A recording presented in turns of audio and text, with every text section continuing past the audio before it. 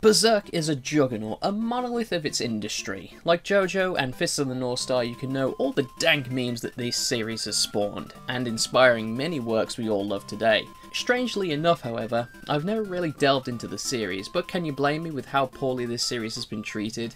Firstly, we have the manga, which is alright I guess. I'm a fan of the artwork, but the delays and hiatuses this manga have are legendary, with many fans thinking the story will never be completed.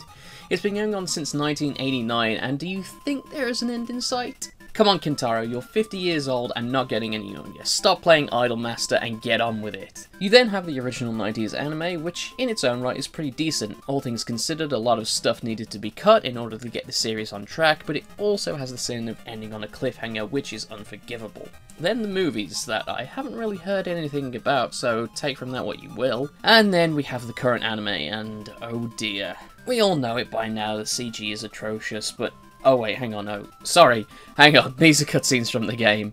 There we go, that's what the anime looks like.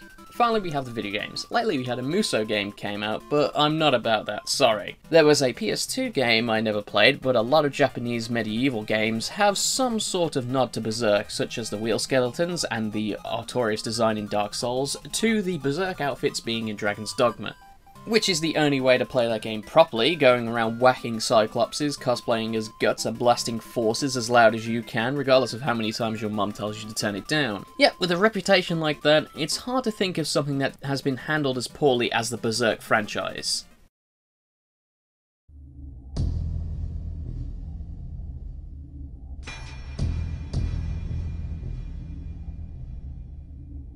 An outcast warrior enters a land plagued by an evil fate. He is not like ordinary men, for he carries the Dragon Slayer, a mighty blade of retribution, whose fury knows no equal. His enemies will know true fear once he starts to swing.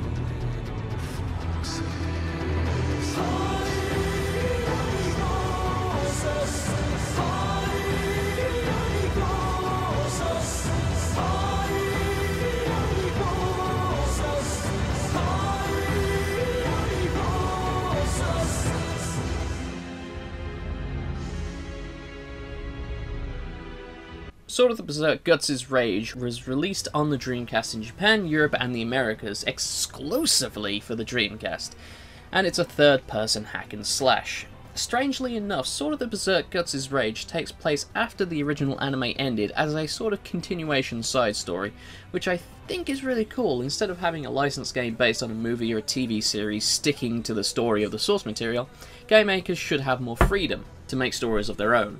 Anyway, the weird thing is, this is the first piece of Berserk media to ever release in the West. Yeah, before the original anime or manga made it to the West, Eidos localized and published Berserk 2 to 3 years before we saw any of that. So imagine you're a young, wide-eyed little girl who loves the Dreamcast. I know you weren't because no kid owned a Dreamcast, but just imagine. So you walk into your local Blockbuster and see a copy of this game and have no knowledge of who Berserk Guy is and why his intestines are angry. Because this is the first Western interpretation of the game, shall we say, there are a few quirks such as Guts being called Gatsu even though it's spelled Guts on the frickin' box, and Zoddo. The game has a short encyclopedia of Berserk to get you caught up on the anime that won't arrive in another 2 years, but why are you going to read that? You're a little girl with a raging Dreamcast boner, you gotta play the game! So the game opens like most good love stories, with a robbery and an attempted kidnapping.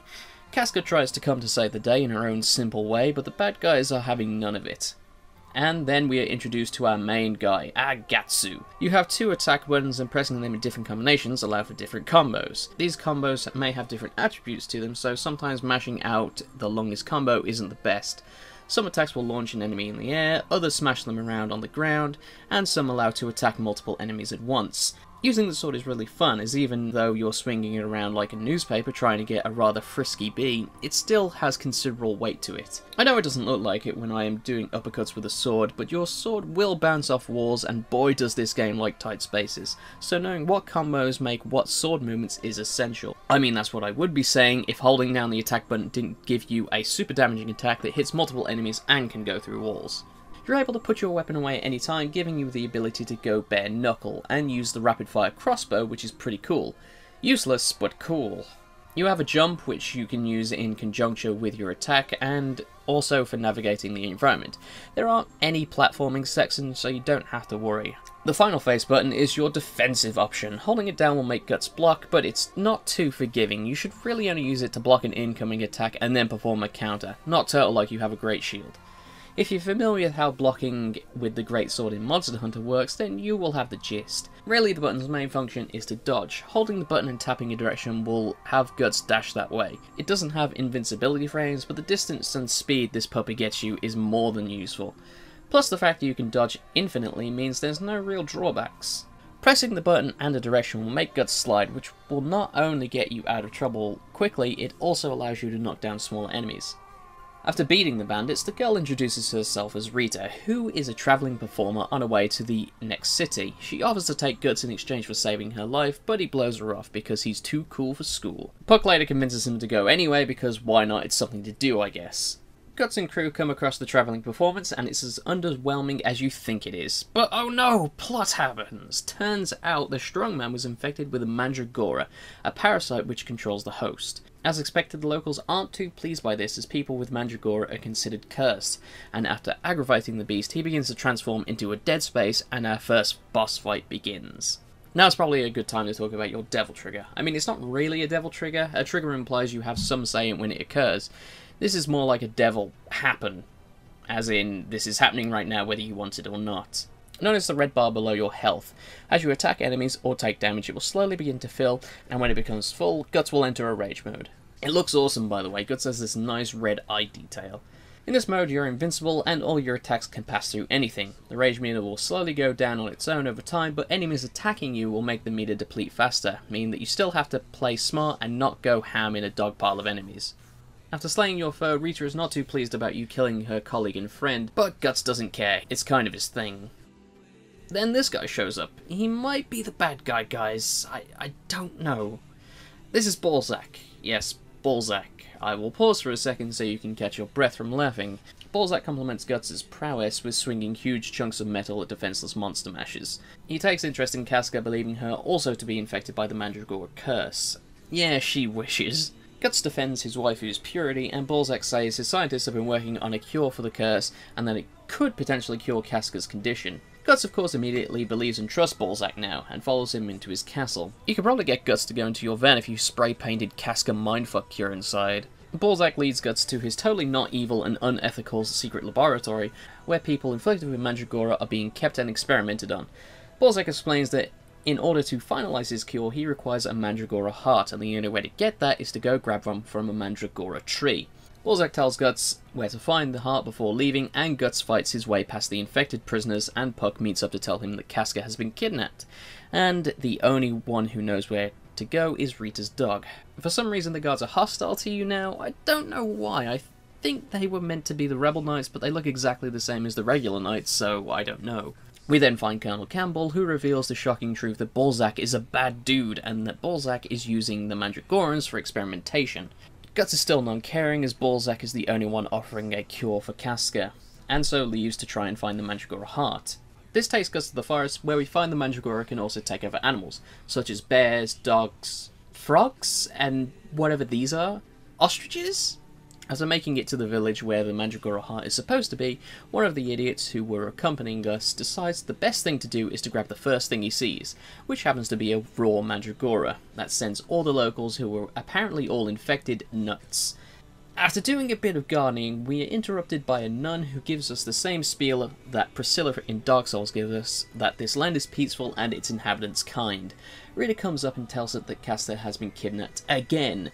Guts is understandably annoyed and goes to take the Mandragora heart, but Mrs. Nunn decides to tell us a little story about the loneliest boy in the world and his favourite Kinder Egg. Meanwhile, so Zod is here and shows up to accidentally break Casca out of prison. He seems really happy that Casca is here, meaning that Guts is nearby. He's kind enough to not kidnap Casca for a third time and flies away in search of Guts. Casca goes exploring and finds Balzac's daughter. Puck, trying to hide Casca before they are found, discovers a hidden passage which has a Mandragoran heart. Casca awakens it and things start going to hell.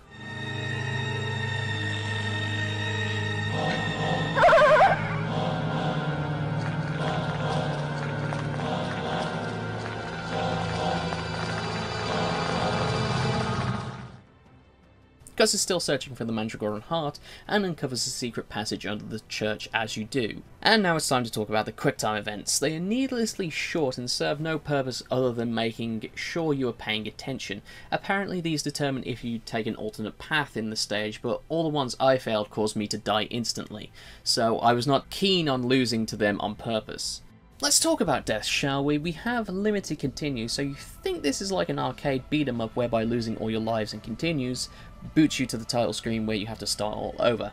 Fortunately, it's not that bad. Dying will put you at the start of a room and you can continue as normal. Losing all continues will send you to the title screen, but with the ability to save so you can start the level again. Not sure what the point is really, rather than just wasting your time. So we make it to the final cavern, and it turns out that the little boy the nun talked about earlier is the Mandragoran tree. Not only that, but the nun was also a Mandragora herself.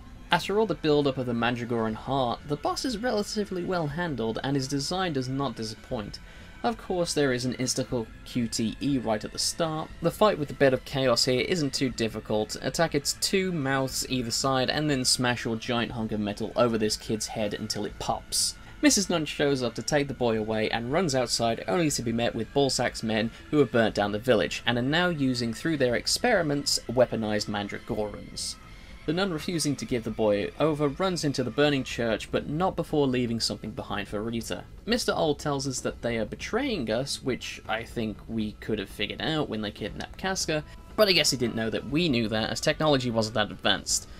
Not in the game world, I mean in real life. Remember, you're a little girl with a Dreamcast. But then Zod shows up. I mean, Zoddo. And a surprise boss fight. Now that we have a suitable enemy, I'll talk about sub-items. These are represented at the top right. You can select them by holding down right trigger and pressing the corresponding button.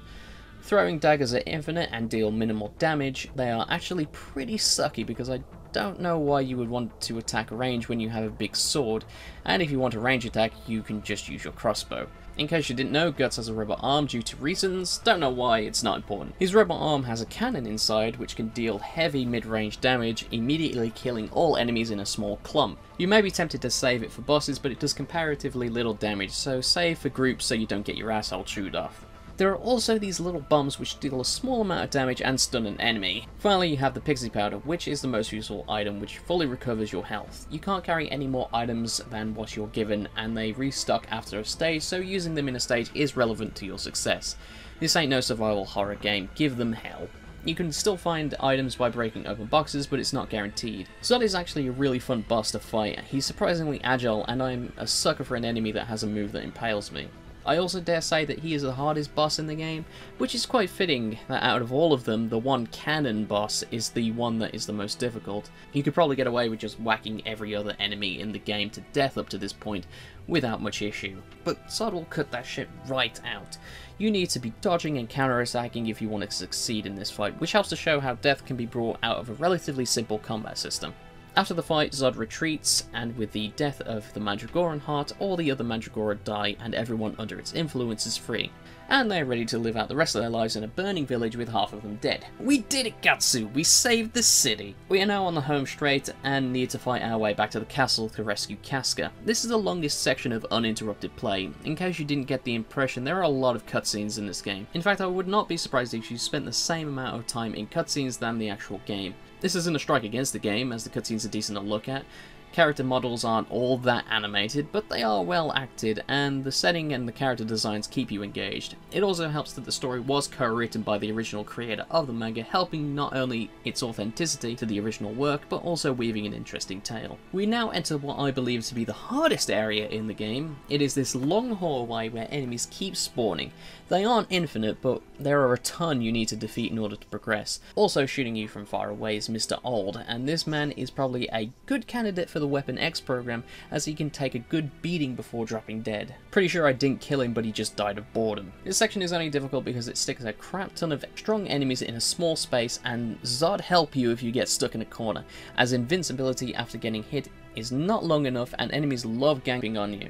Can't say I blame them. In fact, this is the smartest AI I've seen in a game. In something like Shadow of Mordor, the enemies patiently wait their turn like it's a dance at a prom, but not here, where they are eager to get a piece of you. We are now ready for our final confrontation with Balzac, and as you do, he needs to monologue for a bit.